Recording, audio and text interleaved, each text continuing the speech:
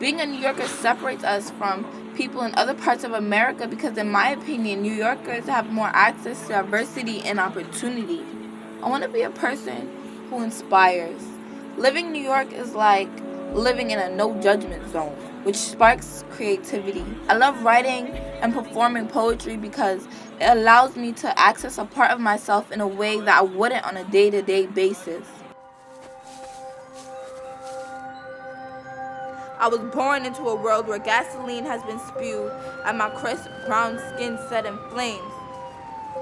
I spent my 16th birthday locking arms with men and women laying on the street in the middle of canal as they try to strip us from our rights.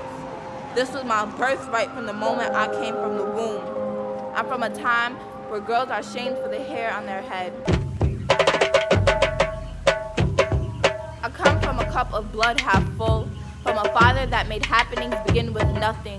A time where he'd have to scrub his foot bottom upon stone block, big up the man that invented ripped jeans and wore them until the thread couldn't bandage broken wounds anymore.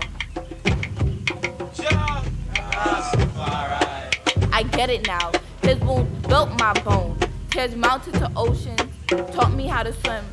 His hunger gave me feats from a father that made happenings begin with nothing.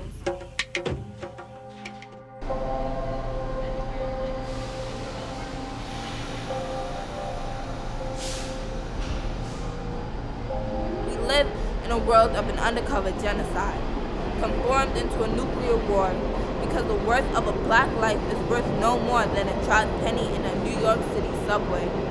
Mother had my tree roots flooding stories from her scalp, binded to the devil beneath my feet, slept in feathered silence with railroad tracks being built against my spine. Mother's crimson chin hushed bullets to sleep. This was my birthright from the moment I came from the womb.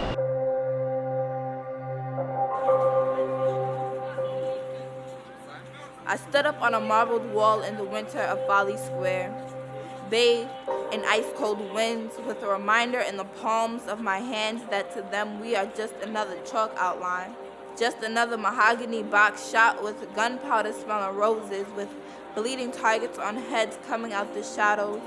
The system humors itself with our pain, turning eggplant purple as he watches all these black bodies piling up. Soon, there'll be no more room for us to lie restless. In the middle of a New York City roadway, like a herd of bulls, lashing out their arms ready to draw their weapons. So I lay as the frosted concrete pillows my head.